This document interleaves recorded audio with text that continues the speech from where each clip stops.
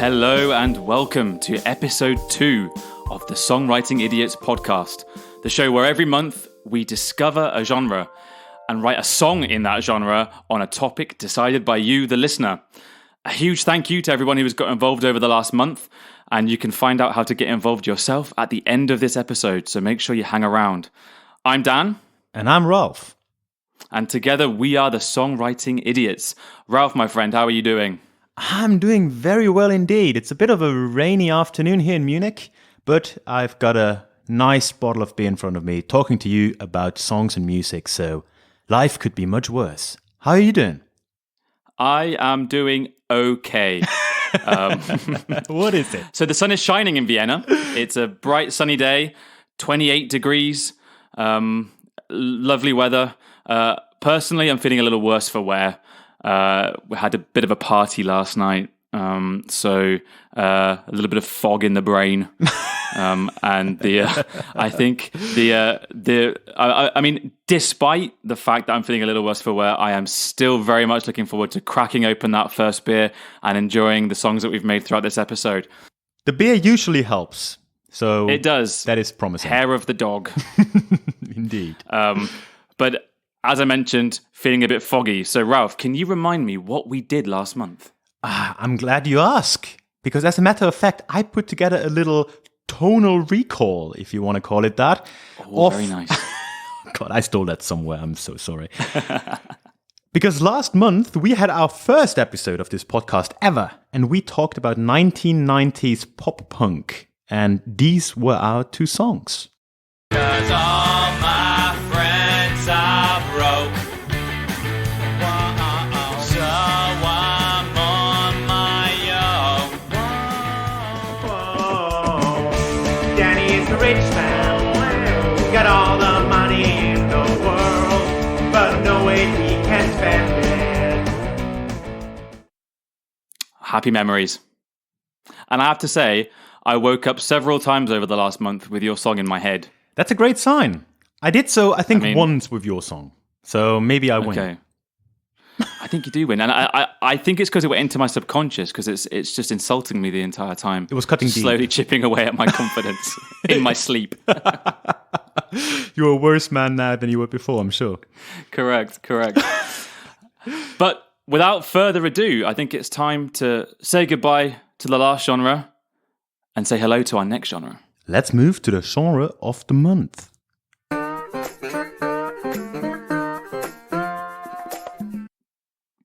So, for listeners that didn't manage to catch our first episode, you will not know what our first genre is.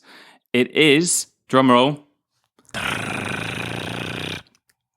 reggaeton. Not to be confused with reggae. Nope, not at all. Very importantly, reggaeton.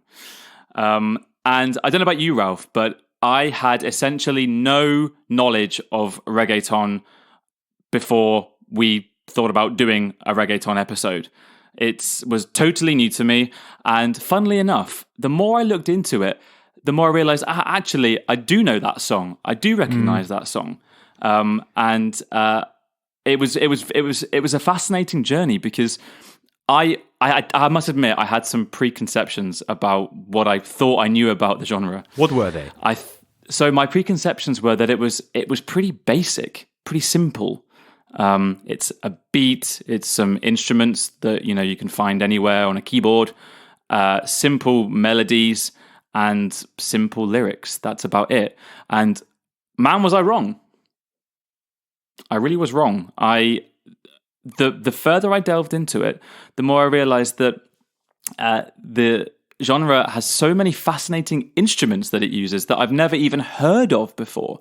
And it was great to listen to a whole variety of reggaeton songs and discover totally new sounds that are used, from old school reggaeton all the way through to the reggaeton that maybe some of us know already. How was your kind of first journey into reggaeton? Well, I think I listened to a bit more of it before than you did. So I wouldn't say I'm a big reggaeton aficionado by any measure, but I do enjoy the genre, and I did for a while. So every now and then I do listen to it. Mainly the very famous stuff. So I was aware of people like Daddy Yankee, right? Don Omar, these kind of people. I knew a couple of their songs, and I also do remember being aware of reggaeton for a while. So, and it must be the same for you. You probably remember Gasolina, right? I do indeed. Who could forget? Exactly. And I mean, Gasolina, I looked it up now. I think it was 2005. It's a long, long time ago. And ever since then, I was aware of reggaeton. And I especially like to listen to it when going for runs. Because it's just got a good beat. It's a good beat. It's not super fast, but it's it's driving. It's steady and it's pushing you forward. So I listened to a fair bit of it, but I never really thought about it analytically. What you said, right? I would also agree that if you would have asked me last month what I thought of it musically, I would have also told you it's a pretty basic genre. It's mainly, geared towards pop radio, simple elements, nothing too fancy. And now I would also say some of that is true, but a lot of things are actually not. So there are more elements than you see on first glance, more interesting instruments, as you say.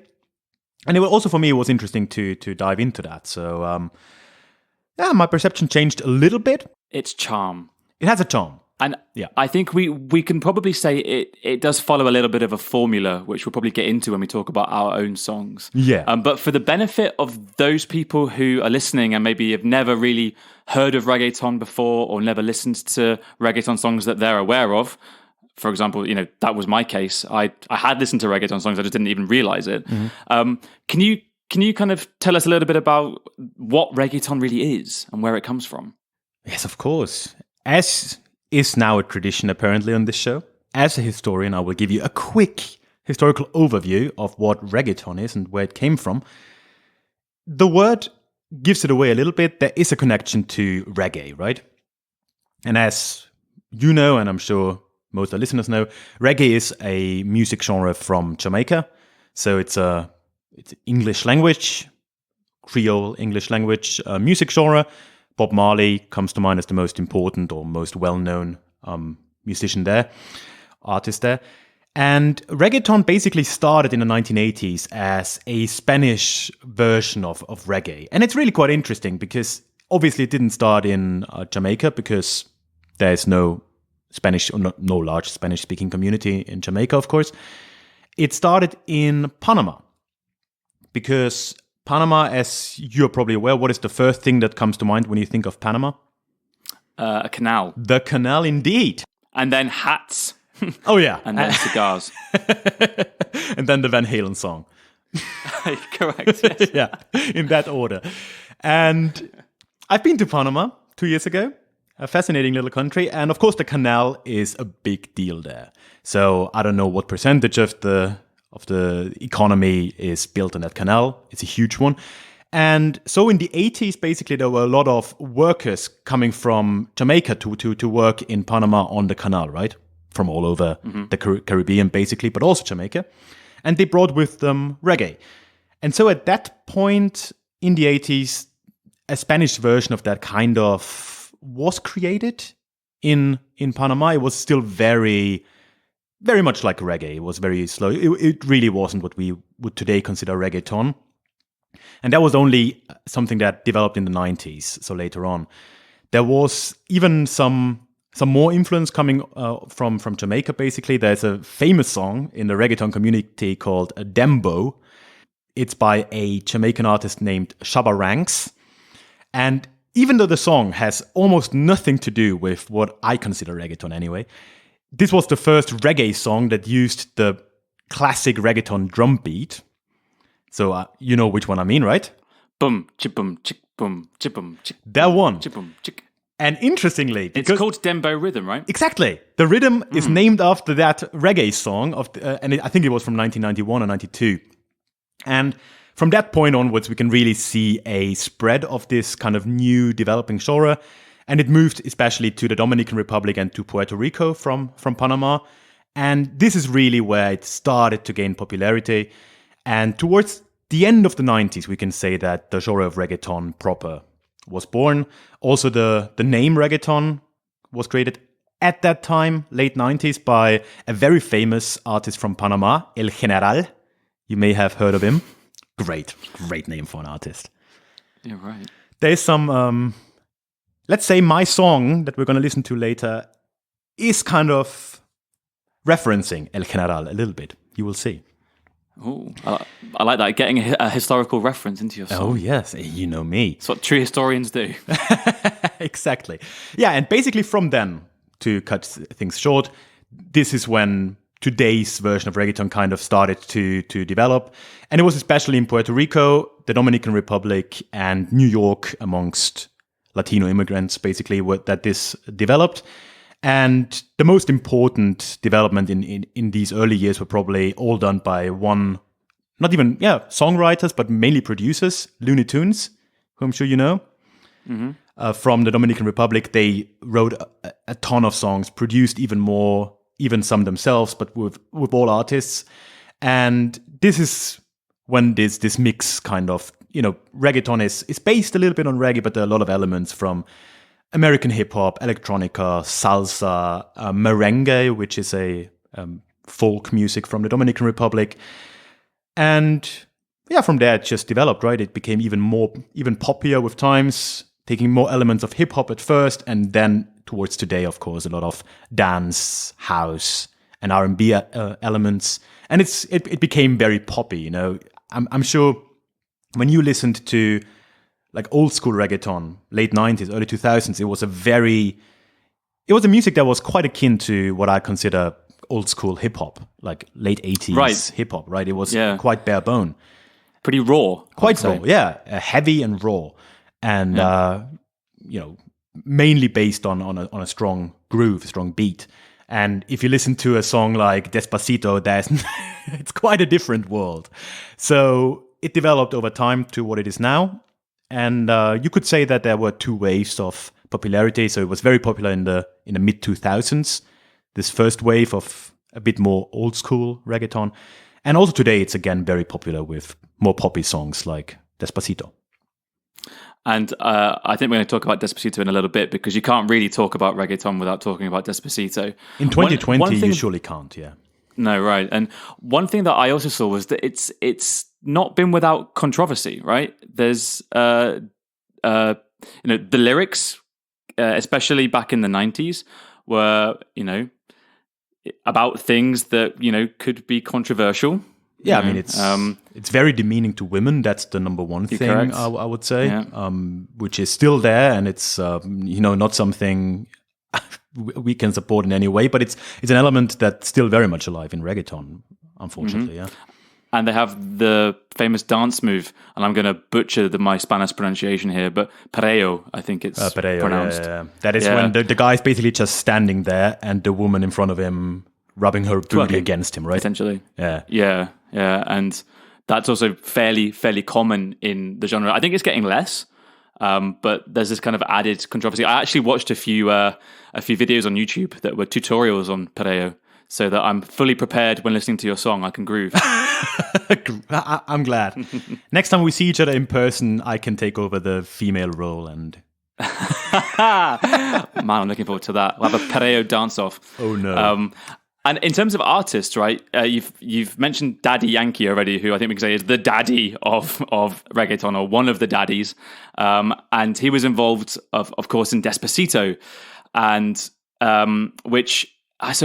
Despacito is a fascinating song. I watched a video online with the producers where they break it down, and I really recommend going on YouTube and just typing in Despacito production, essentially, and it's an interview with those two guys, and they break down the track, and it's really interesting that they use a very particular instrument. It's not a guitar that they use; it's a particular sort of guitar-like instrument. Yeah, from Mexico, I think. That's why it's so hard to play. I try to learn the intro of Despacito, but it's so fast if you want to play it on the guitar. Almost impossible, and it's because it's not a real guitar, or it's not a normal guitar. I mean, I was thinking it's probably some open tuning stuff. But it's really, I found it very hard to. I can't play it at speed, right? Yeah. No, it's extremely tough, and the song as well. It includes a whole bunch of other Latin American instruments that kind of blend in with the music, and you don't necessarily pick them out until you listen to them individually. Mm-hmm. It's absolutely fascinating to see also how they created their song, because they wanted to write a reggaeton song that was reggaeton kind of plus pop, essentially. It's a very, very polished reggaeton. And I'm sure some people listening may disagree totally that it's a reggaeton song. They consider it to be a reggaeton song, and so does Wikipedia, most importantly. It was also the first song in Spanish to reach number one in the US since, do you know the song that was the last one? Oh, that's a very good question. It must be something like maybe Ricky Martin or something. Last song. We're going back to 1996 here. 1996. Oh no. Is it the Macarena? It is the Macarena, you got it. Oh, okay. Yeah.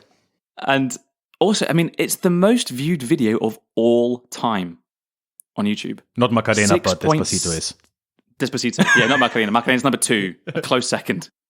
So that is ridiculous. So that gives us an idea of how influential and important reggaeton, if you want to call it that or not, but I would say it's a reggaeton song.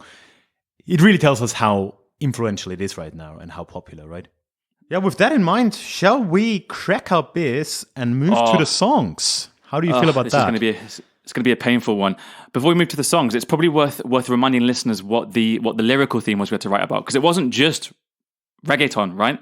We had to write a reggaeton song about something in particular, and we used essentially a random generator to decide on it, and it was why we're the best at what we do. Perfect. Which is a perfect lyrical theme for a reggaeton song. So with that in mind, I'm gonna grab my beer. What beer do you? That was very nice. What beer do you have today, Ralph? A different one. Today I'm having my favorite Munich beer. It's, I guess you can consider it a craft brewery, though quite popular and quite big now. Giesinger. We've been there when you were visiting last, and yeah, it's a great brewery, and they do a hoppy lager, basically, which is their most popular beer, and that's what I'm drinking. Excellent. I can also personally recommend Giesinger beer. It's fantastic. A trip to the brewery is always worthwhile when you're in Munich. I am drinking a Zwettler lager. Okay. From Austria. One of my favorites, actually. And let's see if I can get a nice little pop on this. Here we go. Nice. Here we go. So, beers are open. My hips are ready to perreo. Are they? In that case, I think we can probably go, yes. So I'm going first this month because you started last time around. And before we play my song, I want to give you the name so you have some anticipation. I already said it's reminiscent of El General. My song is called El Patron. Okay, which translates as? The boss, basically. Patron is one of the surprisingly many ways in Spanish you can say boss. And so basically, I'm saying I'm the boss. That is the hook of my song. I'm going to go into the lyrics a little bit after that. I think I tried my best, and I'm sure it was the same for you, to write Spanish lyrics. I have the advantage that at least I speak a little bit of Spanish, while you don't. So, not a single word. But still, I mainly used Google Translate here. And I had a dear friend of ours, hello Thomas, and I think you also used his services here to proofread it. Yes, I did. So, Thomas, thank you very much for your contributions to our reggaeton experience. You were a very, very helpful resource. Muchas gracias, Don Martin. Anyway, yeah, so that's the name of my song. Maybe, I'm not sure. Do I want to give you initial thoughts, or we go right in? Is there maybe one thing I should particularly listen out for? I don't actually know. You can listen out for the layout of the song, if you want to call it that. So the structure is an interesting one. I went against the general theme of doing, verse, chorus, bridge or something, and tried to shaken it up a bit. There are less sections, but they are moved around a little bit. You will see. And otherwise, no, I think you should just take a listen and tell me what you think afterwards. What do you think? Looking forward to feeling the rhythm here. I'm stood up. I'm already dancing. So you can't lose. Here comes El Patron. RG. El Patron. This is the remix.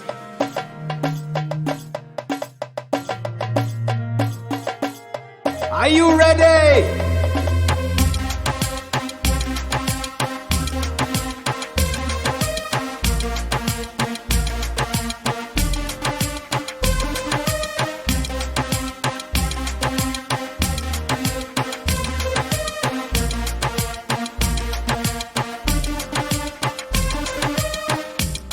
Yo no te he visto allí, no importaba mirar. Tengo cueros conmigo, no tiempo para observar. Me miras con ojos grandes, quieres ser más como yo, pero es imposible. I know you know. Cuando era pequeño entendí una cosa, algo muy fundamental. Por eso soy rico y famoso y las calles son mías, me abrí paso. Mi mayor suerte y no ser como tú. Estas calles son mías, yo soy el capitán, soy el patrón y el patrón no tiene que hacer nada. Yo soy el mejor en hacer nada. Déjame vivir mi vida, yo te pido perdón. Yo soy el patrón. Yo soy el patrón. No te pido perdón. En mi corazón. Yo soy el patrón. Solo los pobres trabajan, lo vi cada día en mi barrio. Se arrastraban al trabajo la mañana para pagar las cuentas. Por eso en el barrio están mi mayor suerte y no ser como tú. Estas calles son mías, yo soy el capitán, soy el patrón y el patrón no tiene que hacer nada. Yo soy el mejor en hacer nada. Yo no te he visto allí, no importaba mirar. Tengo sueños contigo, no hay tiempo para recordar. Me miras con ojos grandes, quieres ser más como yo, pero es imposible. I know you know. Déjame vivir mi vida, yo te pido perdón. Yo soy el patrón. Yo soy el patrón. No te pido perdón. En mi corazón. Yo soy el patrón.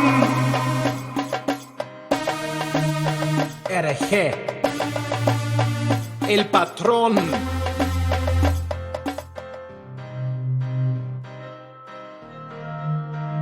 No tiene que hacer nada.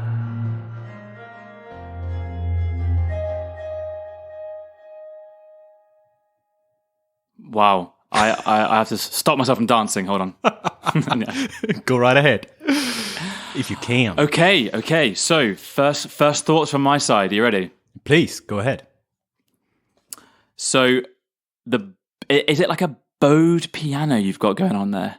Like this really kind of filtered backwards piano for the kind of main... In the very background or the louder one? Yeah, so at the very start. Oh, that is a piano that I put in I learned so much, all right? For those who know anything about kind of music production in a DAW, I learned in this project to produce a reverb track, right? Mm-hmm. That I can then buzz things over, right? So I created a virtual room, echo room, where I put my vocals through, but also this piano at the beginning. And I played a melody, so it started as a dum da dum dum dum da dum dum. And then I just added tons of delay, echo basically, and cut out every other note. And that's what it was. I loved it. I really loved it. And it's typical reggaeton, right? It's that typical kind of almost messed up sounding piano, right? Yeah, I heard that as well. And I thought it's crucial to have kind of an intro where it just shout random stuff, right? And I thought, okay, I need to do that and have it quite calm and weird. And that's what I came up with, yeah. Sounded great. And as you mentioned, and this is also what I found with all reggaeton songs, they all start without a beat, right? The beat never comes in after the first, maybe 8 bars. And it's always, very often they just say their names, which is what I did, right? RG correct, is basically just my initials in Spanish.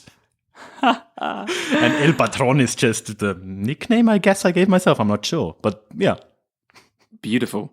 The heavy synth. Wow, that was the best. I really, really enjoyed the synth line in the background. I could really imagine myself being in some kind of dirty club, just grinding to that sound. I'm glad. Preyoing to that sound. It's interesting. I tried for a long time because I didn't know what to do for the chorus, right? Because basically what I did when I wrote this song, maybe I'm grabbing ahead here, but it kind of plays to that synth. I started with deciding on the chords. So basically I just looked at some of the songs that are out there, and I realized 90% use the same chord progression, some use others, and I picked one of these others.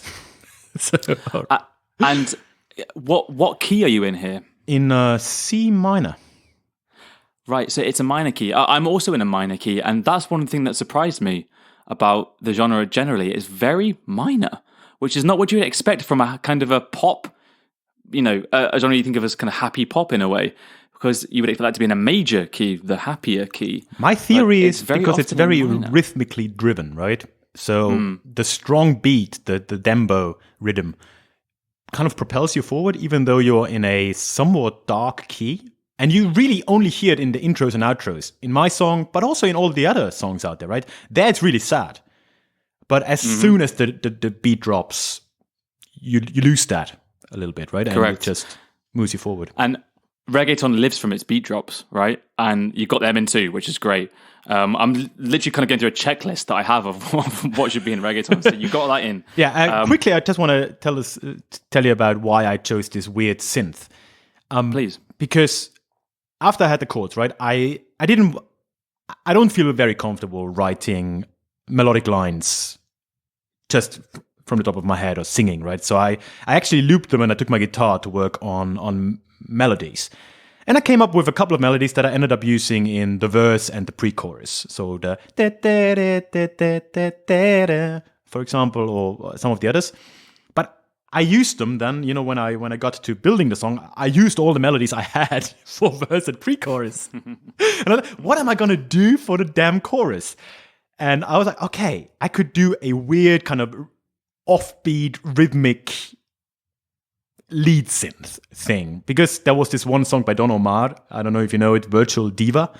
Very kind of electronic, poppy reggaeton song. And he does something similar.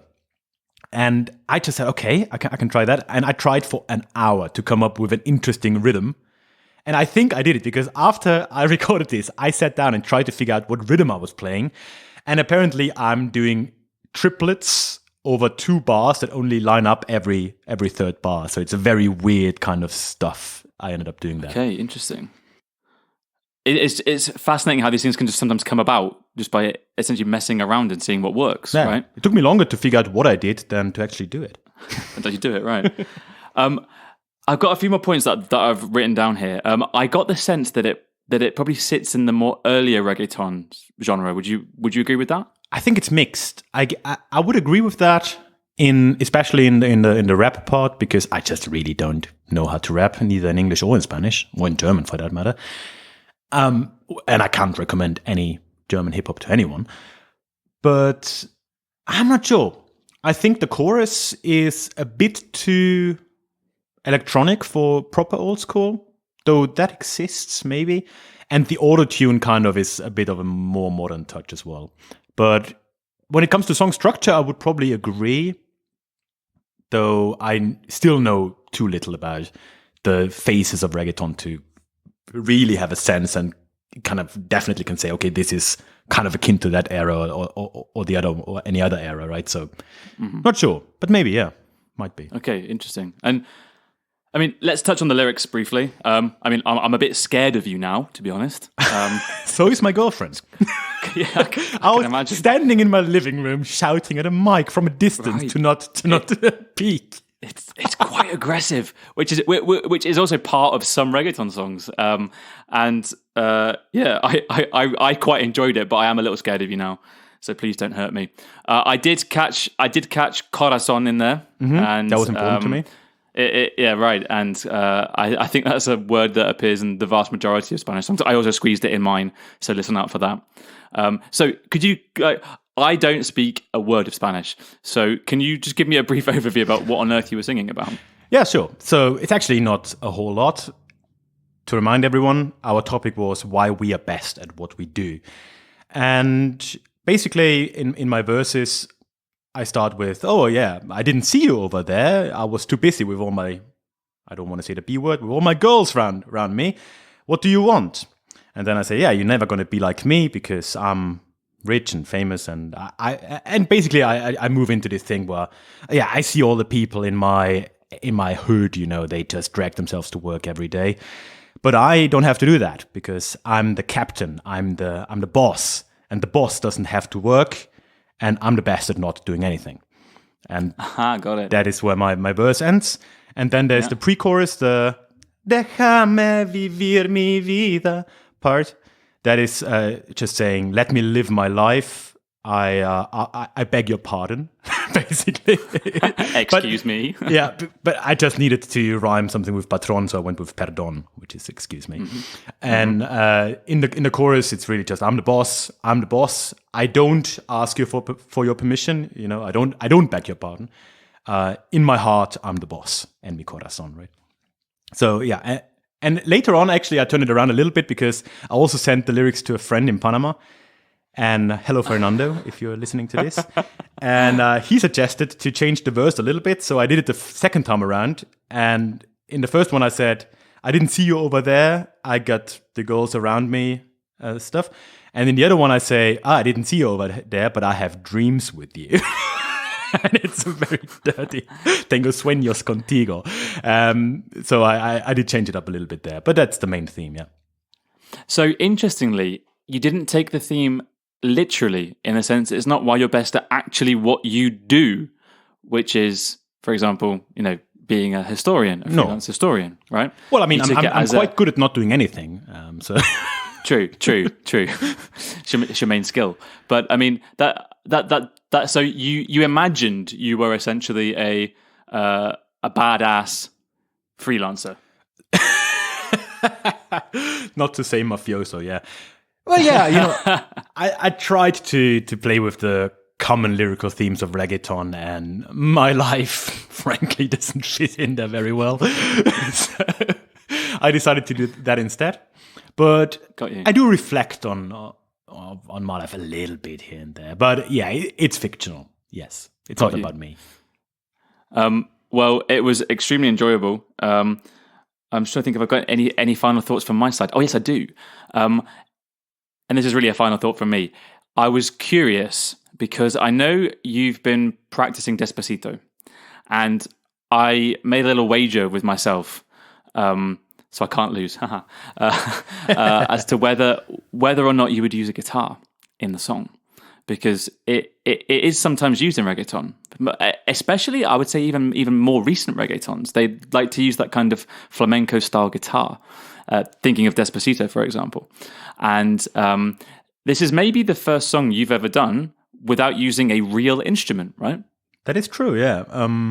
I thought about it, but in the end, I wasn't actually too overwhelmed. I took my time with this song. It took me 3 weeks to do so. But at the beginning, I was a bit scared of the complexity of adding real instruments.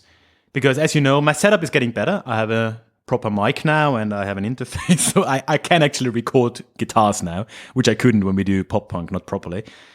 And I tried to cut out this complexity and not have real instruments this time around. And I think it was a good decision because when you're tackling something like reggaeton that you're not really familiar with, not that familiar anyway, it's good to keep it as simple as you can. So I did use quite a couple of MIDI instruments. I ended up having like 18 or 19 tracks. And I did actually, I basically played piano. So there is a piano piece in there, which I played on a MIDI controller. So if you want to count that as an instrument, that was actually something I did play. But except for that, it's mainly programmed. The main synth was also played on the controller, but I then adjusted it, but obviously because it's triplets, I couldn't properly put it on the grid automatically, so I had to move things around. But yeah, I'm happy I didn't really. I think it was also a wise decision. I thought you would. That was my guess. I thought you would because simply because of Despacito, and I know that you'd been studying Despacito as kind of as one of the songs as a kind of basis for writing a reggaeton. So I thought I had a sneaky suspicion you would, but I think it was a wise decision not to. Yeah, that's actually something I can really recommend. I don't know, we're going to talk about it in the next section, right, with your song. But what I did this time is really listen to a lot of song and transcribe them. And I mean, figure out the chords basically, right? And if there's a lead melody, figure out what that is doing. And I did all that on the guitar. And it's interesting to do. It's kind of eye-opening because you get an idea of what kind of chord progressions people tend to use, what scales they use when they do melodies. You know, I did all that, but still in the end I decided not to use the guitar for anything else but figuring out stuff. Because, you know, keep it simple. Beauty lies in simplicity, as a wise man said 1 month ago. Beauty lies in simplicity, correct. So, yeah, that's what I ended up doing. And yeah, maybe some... Do you have anything else to say before I do some final thoughts and we move to your Just song? congratulations on your first reggaeton song, El Patron. Thank you. I'm not angry if you start calling me El Patron from now on. I'm not. You can do that. on your birthday. Yeah, that's fair enough. So maybe some final thoughts. For me, it was a really interesting journey this time around because I really feel like I started to learn the ins and outs of recording when I did that. Last time, it was quite simple. You know, I recorded my actual guitar. I did add some MIDI drums and MIDI bass, but, you know, it was quite simple. And now I actually did a course on, you know, basic audio editing in Reaper, the program I use. So I did a Udemy class on that. That was really, really useful because what they did is basically they gave you like a rundown of what the program can do. And then they worked on a song and encouraged me as a student to also work on a song. And I did work on El Patron. And we went from, you know, one section to the next. And they explained some things about MIDI instruments there, about vocal production, about compression, you know, EQ, whatever, one after the other. And I could just move along with that, working on my actual song. So that was really useful. And I feel like I know a lot more about it now than I did before. My main challenge for next time is going to be mastering. We talked about it a little bit in the last couple of days. I was shocked, and I'm sure everyone who has ever recorded anything knows that once you export the song, you're going to have bass everywhere. It is a nightmare, and it took me very, very long to sort that out. And songs always sound different when you play them in different places, on different things, right? They might sound great on your headphones, and you play it on your phone, for example, and it sounds like it's coming out of a tin can. Yeah, exactly. I try to, you know, I don't actually have studio speakers. I can play it on my amp, or I can play it on my, you know, in-ear headphones or my proper headphones. That's the options I got. And I tried to go back and forth a little bit. And the number one lesson I really learned there is EQ settings are so important. So I went into every track, looked, okay, where are they sitting on the spectrum, right? So obviously as humans, we can hear from like close to 0 hertz to 20,000 or so, right? And a lot of my instruments were in between 0 and 500, and it was muddy as hell. So I had to go in there and I basically pitch shifted my entire piano up to get it out of the way and all these kind of things. That was really interesting to learn. Sure, yeah, and extremely important. And we can go into a bit more detail on things like EQ and kind of our general recording processes and in maybe in a special. I think we should do that. That is something that should come up. But yeah, that's basically all I have to say about my song. And I'm looking forward to hearing yours, really. Thank you. Great. Do you want to give me a quick introduction what I can expect before we listen to the song? So my song is called Soy Abogado, which translates abogado. I heard the word. I don't remember. It means I am a lawyer. Oh, advogado, like advocate.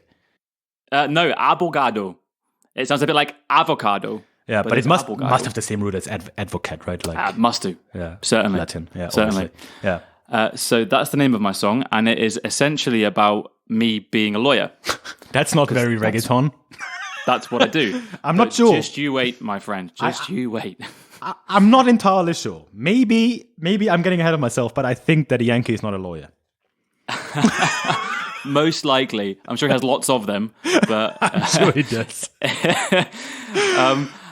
I struggled with the lyrics. Man, did I struggle, because it's hard enough when you know a little bit about the language, right? You know, kind of essentially, school Spanish. So you know that, you know how to say I and you and we, things like that.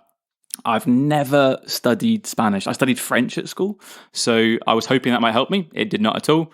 I had to use Google Translate entirely with the help of Thomas. Shout out again to Thomas. Pronunciation wise, it's a disaster. Looking forward to that, really. So I had two tutors. My first pronunciation tutor was my girlfriend Nicole, who very patiently tried to beat out the English pronunciation or German pronunciation from me, because I was very tempted to pronounce it either in an English way or a German way, which obviously is not in any way correct. So big shout out to her, and also to the Google Translate lady, because when you press the little speaker button, it says it for you. It reads it out to you. Google Translate got so much better since we left school. Yeah. It was useless when we were in school, right? It was useless. Yeah, awful. And now it's helped me to write a reggaeton song. It's probably still not correct. So any Spanish people out there, I'm so sorry. I've butchered your language. Listen out for that. I certainly will. And I hope you all enjoy listening to Soy Abogado. Are you stood up ready to shake, Ralph?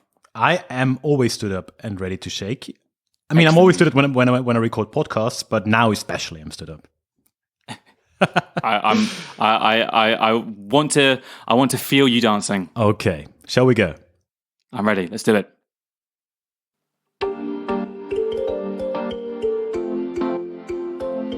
Te demandaré explicare, bebé. Te demandaré explicare, bebé. Soy el mejor porque soy despiadado. Soy abogado. No tengo corazón, no, así que lo compré en Amazon. Si no tienes la plata, también acepto cheque. Cheque. Ven a mi despacho si manejas borracho. Soy abogado.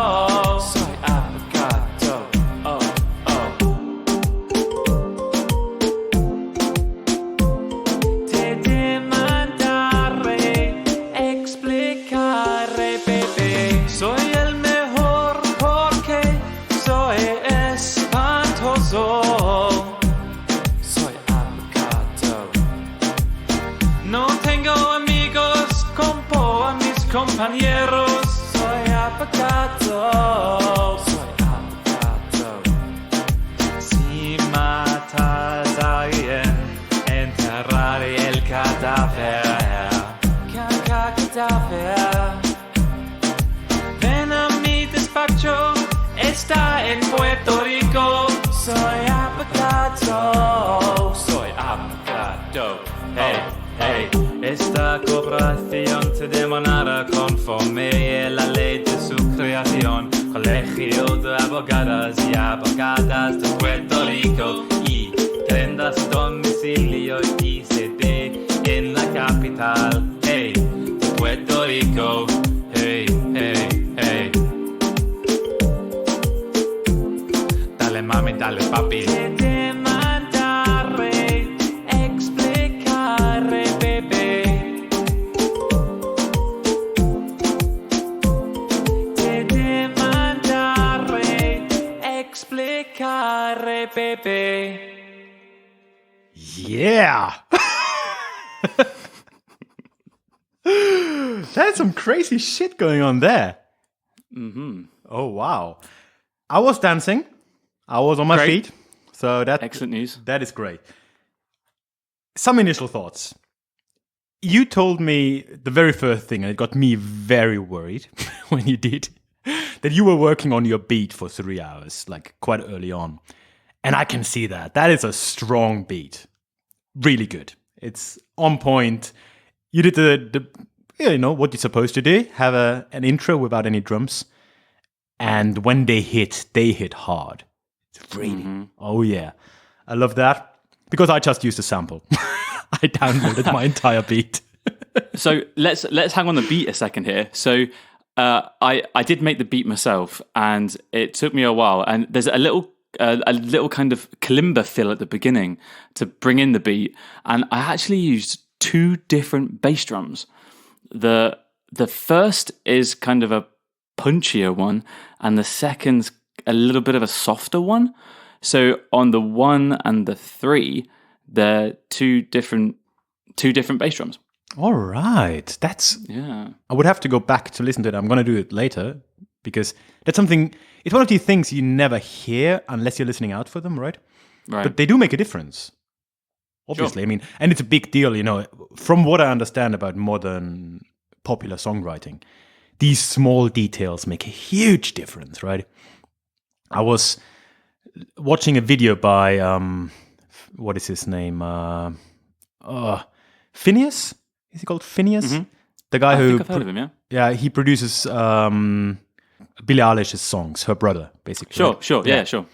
And he's not a very likable guy, but there's this show, like, spoiled brat. Anyway, he was talking about his production process and how he would use 20 different drum sounds, 20 different bass drums, 20 different snares, and then just play them all through and pick one and change them throughout the song as well. And the same with, layers of harmony and whatnot, right? And I think that's probably true for most or for a lot of popular music, that these details get a lot of attention.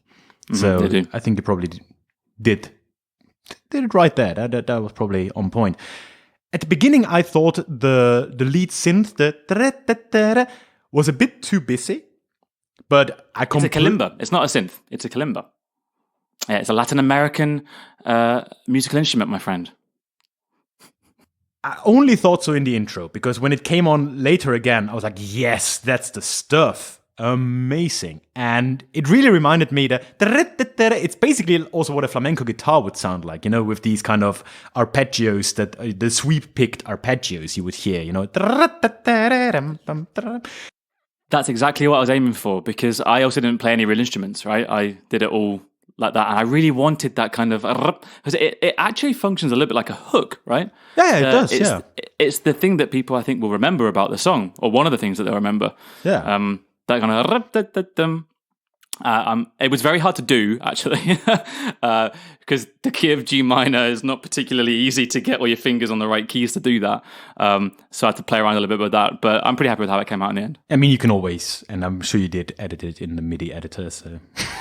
Exactly right. Yeah, that's fine. You can even play it in a completely different key and just move it all up.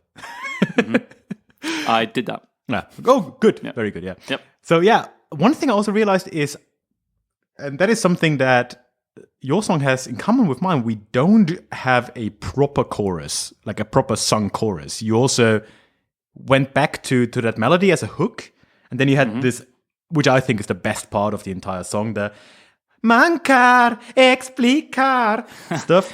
Te demandare explicare. Yeah, it's amazing. But it's also, would you consider that the chorus, or did I completely miss the actual chorus? So this is a very interesting point. When I was listening to the various reggaeton songs, I didn't really pick up on many choruses, because I thought it might have been because my Spanish is so bad that I don't even realize it is a chorus.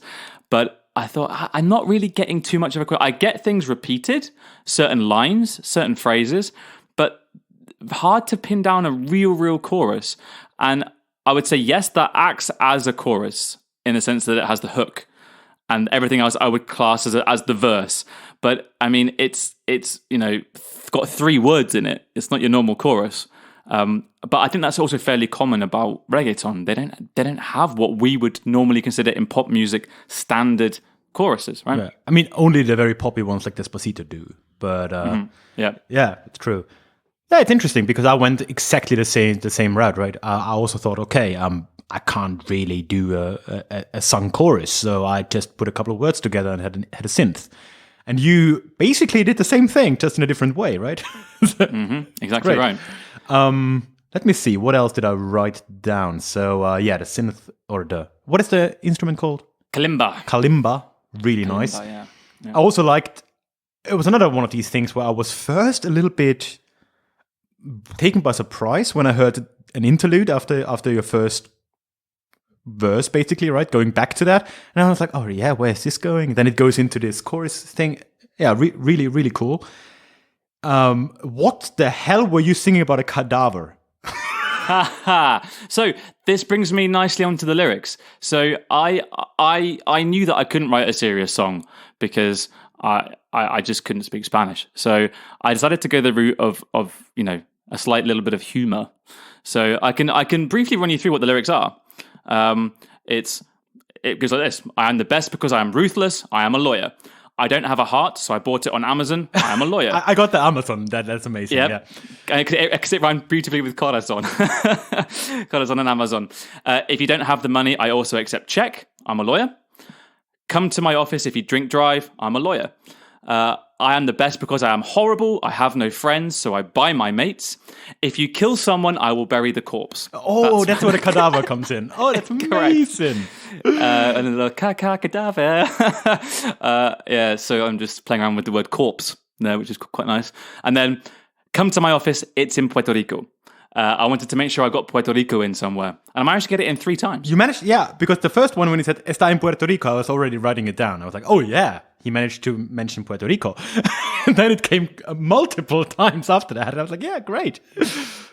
So that is the kind of, final part, right? It's this, semi-rap. It's not really a rap, is it? It's not really fast enough to be a rap. But it's, apart from the quote-unquote chorus, that was my favorite part. Because I think the verses are a lot weaker than whatever that was. Let's call it a rap. But yeah, I think there was much more I would energy. agree.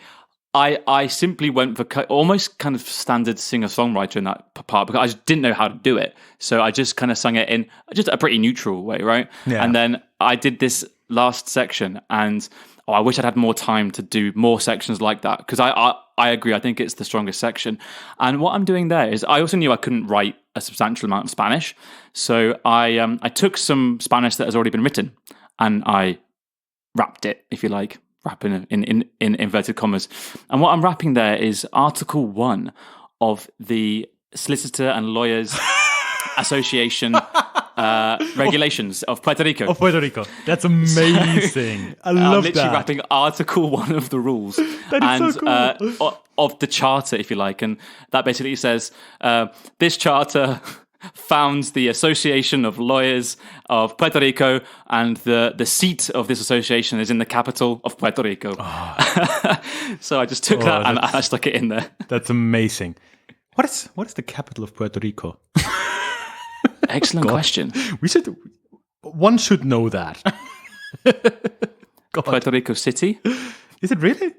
That's a total guess. No, there was this. Idea. I remember that when the hurricane hit a couple of years back, right? There was the mayor of this capital city, and he was taking on Trump for basically not sending help and just throwing paper around, right? I think we remember that. San Juan. Yeah, so apologies to everyone who lives in Puerto Rico that we don't know your capital, and I'm sure the National Association of Lawyers of Puerto Rico is going to get a whole bunch of attention after this podcast now. They right? should. I think they're doing a great job. I don't know what else they do, but by influencing your song, they're already doing a great job. Their website is terrible. It's really bad. But I managed to find a PDF of their charter, so that was helpful. I considered rapping the Article 1 of their constitution and thought that might be a little bit offensive, so I didn't do that in the end. No, I think it's much funnier to do kind of. I mean, yes, a constitution is also a legal document, but to do like a very boring legal document like that. So yeah, I appreciate that. Maybe some minor criticism at the end. Number one, and that I completely blame your girlfriend for, as I always do. You are using a Spanish accent, mate. What can I say? It's don't blame her. Blame the Google lady. And maybe, Google Translate, maybe. yeah, because there are a lot of I hear in the song, and they shouldn't be there. Because, as I also learned, Puerto Rico, people in Puerto Rico and other parts of the Latin, American community, they have a different sort of Spanish, right? And I learned that with the word corazón, right? Exactly. There you did it right, but you had a lot of because it would also be corazón in Spanish, like in continental Spanish. Wrong word, European Spanish. But as far as I understand, all Spanish outside of Spain does not have a Even in the Canary Isles, they already don't have that anymore. And in all of America, they don't. So that's something that I realized, but then again, what sort of criticism is that? You don't speak Spanish. And one thing I would have liked is even more autotune. I think for my taste, you went too light on the autotune. The autotune's a funny one, isn't it? Because there's also so many different styles of autotune. You can do really heavy, really, really straight. And I played around with a few bits of autotune, and they just all sounded quite bad. I think the autotune that I have in my DAW, the thing that we use to record stuff, it's pretty standard, and it didn't quite get me the sound that I wanted to, but it was all right. And I think to get the autotune sound that you really hear in these records on the radio, you have to spend hundreds and hundreds, maybe thousands of euros, pounds, dollars on these plugins that are designed to do this. And so I'm using something called pitch correction. And what that's really designed to do is to make sure that you sing the notes right, and then it just makes you jump up a bit if you're off, and you have to do that very aggressively to get the autotune sound. And that's as far as you can basically go, because these things aren't really designed to make that extremely hard, sometimes quite cool autotune sound. For that, you need to get some more specialized plugins that I thought it wasn't really worth getting. I mean, I think I got quite close to it, and what I did is basically, and you can do that in your plugin as well, you can tell it how many milliseconds to wait until it pitch corrects, right? I was at 0. I was at 0 as well. Good. Okay. Yeah, I was at 0. Yeah. Just don't. And what really helped me to get closer to the sound is to sing the entire line very monotonously from the start. So I would go in and I already sing like, yo no te visto ahí. And that, it can actually turn into something that is akin to the autotune sound. But yeah, I agree. Getting it properly with free plugins or pre-installed plugins, I think it's very hard, yeah. It's tough, right? Yeah. And some thoughts from me on where I see it actually in the spectrum of reggaeton. I would put it, I don't know if you agree about this, but I would put it much further towards the more modern day. That's a theme, isn't it? I mean, already when we did pop punk, I went for late 80s and you went for late 90s. And I think we did a similar thing now where I went for like a more mid 2000s sound. And I would agree, yours is, I don't know, contemporary or last 5 years, right? And I have to say, I basically almost exclusively listen to that. That's probably why, because I prefer it. I have to say, I prefer the more modern stuff. I was listening to, and you will hear actually the songs that we've been listening to, because we'll put a Spotify playlist up for you to see what we've been listening to over the course of the last month. So it'll be interesting to see there the different styles of songs that we were listening to influence our own songs. Right? Yeah, very good. Good point. So at the end, we're going to talk about it a bit more. But yeah, we're going to put together a Spotify playlist, which is public. So everyone with a Spotify account can listen to it. We're going to talk about it in the end. But for now, am I right in thinking that this kind of concludes our song part and we can move to revealing the genre of next month? For the very first time, voted for by you, the public. I'm very excited. Here we go.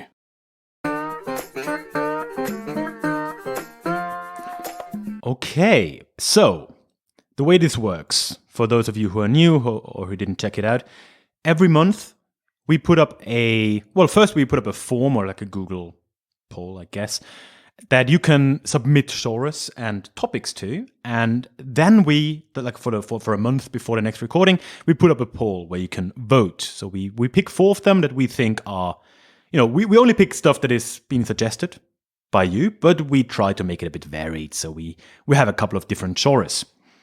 And Dan, do you remember what 4 genres we had? I do indeed. We had grime, Which is UK hip-hop, as far as I understand. hip-hop rap, essentially. A genre that I actually quite like. It was big in kind of the mid-2010s, and still is kind of hanging about and is still fairly popular. Comes from a part of London, E3, Bow. So that was one. Then we had Eurodance, something which I was never exposed to as a child, thankfully. Oh God, yeah, Coco Jumbo. Yeah. It never made it to the UK because we're not part of Europe, right? So. Yeah, makes sense. They were all Dutch. Number 3, the third genre, was Motown. Oh, that's a cool genre. That would be really that's cool. That's a great to do. genre. Yeah. Would be very difficult, but what a cool genre that is. Motown. Fantastic. And then the 4th and final genre is, I would say, a broader one, singer-songwriter. So a genre that's become very popular in the last probably 5, 6, 7 years. Only because of Ed Sheeran. Essentially, yeah. And, a man with a guitar. So these are the 4 genres we had on in the poll. And as you can probably maybe remember, you can also vote on topics. And this month, we had 4 topics as well to vote on. They are all very weird, so thanks for that, for everyone who submitted them. We had how to cook risotto, packing for a holiday, DIY sourdough, and good hygiene practices during the pandemic. So that is the poll, and we don't yet know the result. Shall we look into it? Or shall I look into it? Please do.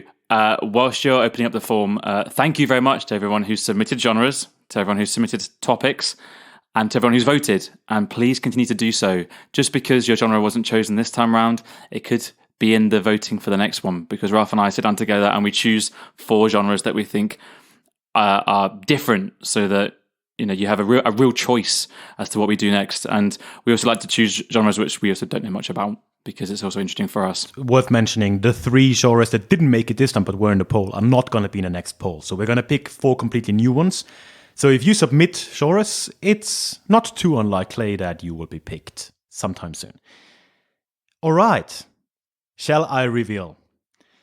I have a very nice pie chart open, and the winner with 52% is Motown. Oh, here we go. Motown. Oh, that's great. And the topic, that is very close. So we have 4 options, right? Ranging from 15% to 35%. But with 35%, the winner is how to cook risotto. How to cook risotto in Motown. So next month, you're going to hear us do Motown singing about how to cook risotto. What do you think about that, Dan?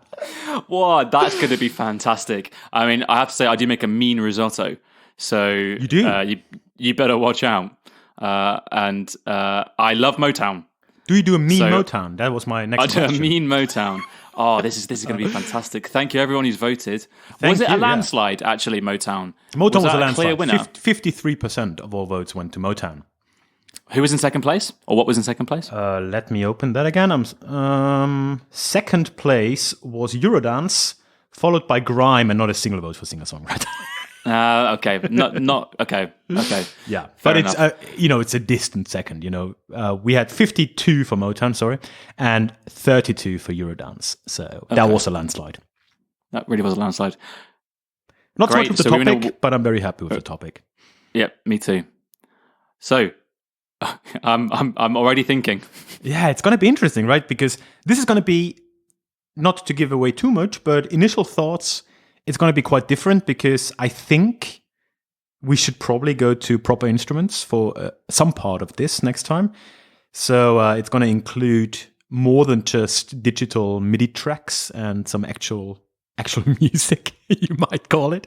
And actual singing as well. And actual singing without massive amounts of autotune. And one thing I think of, or 2 things that I think of that are really challenging with Motown, is great backing vocal harmonies, which are, layered harmonies in the background. Very important, I think, this kind of gospel. And brass sections, right? Yeah, the brass sections was just what I was going to say. How on earth are we going to do that? We'll find a way. We will find a way, and we will do so within the next 4 or so weeks. And in the next episode, you will hear what we can come up with.